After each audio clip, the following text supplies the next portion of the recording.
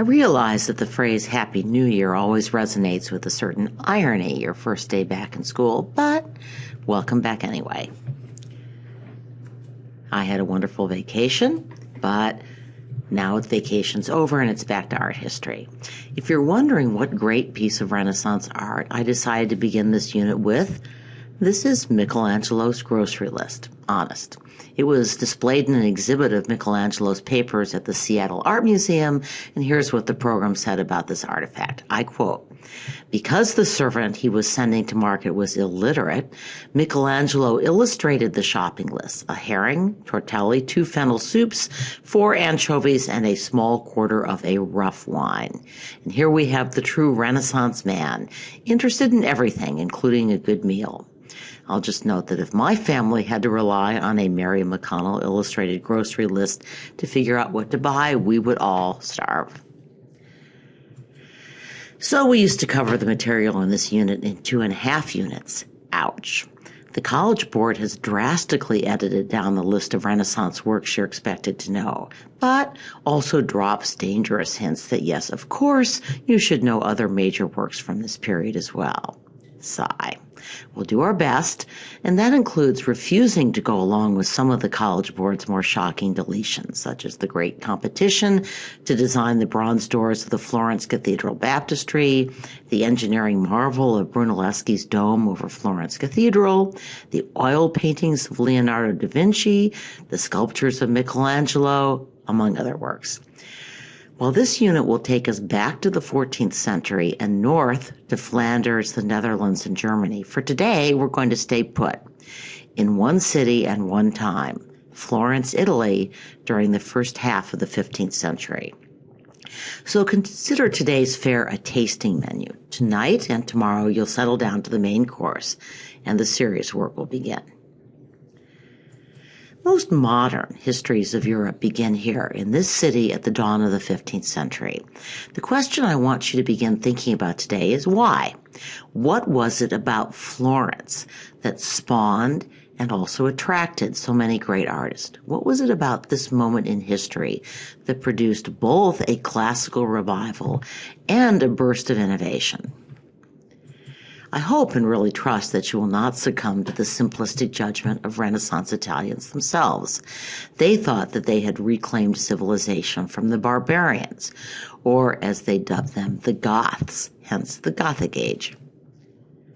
This is not the art of a primitive culture. But even though we're all much too awed by cathedrals and stained glass to label the entire Middle Ages as barbaric, we still need to understand that something did happen in Florence, and further that this something did represent a major shift in human history and with it the history of art.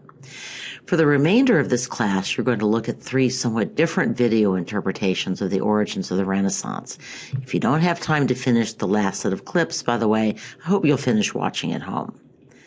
I have never seen a history of Italian Renaissance art that didn't emphasize the path-breaking expressionism and linear perspective of Masaccio, the famous competition for the honor and future fame of designing the doors of the Florence Cathedral Baptistry, or the classical rediscovery and scientific innovation of Brunelleschi's magnificent dome, shown here.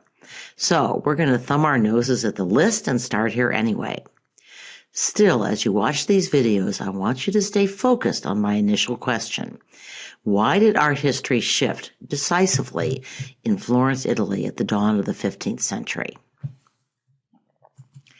Let's begin with my favorite art historian, Sister Wendy Becket, as she takes us to Florence.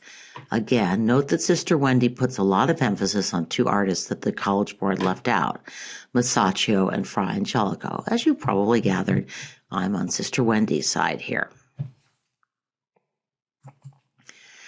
I'm assuming that after watching this video clip, you stopped to talk about the questions I put on the previous slide. So now let me ask a couple more. What misperception about the meaning of Renaissance humanism is Sister Wendy trying to head off? The Renaissance was not a rebellion against religion. There are few more religious ages, and much of the art we will view is clearly religious in its subject matter and motivation. Nevertheless, as Sister Wendy asserts, the Renaissance did elevate the importance of the human creation, of human dignity, of human potential, and of the value of the talented individual artist. One very important change that occurs in this period is that artists begin to regularly sign their works. During the Middle Ages, often artists who were considered more as craftsmen than as artists really did not sign, and so we assign them names such as the master of some town or another where a painting was found.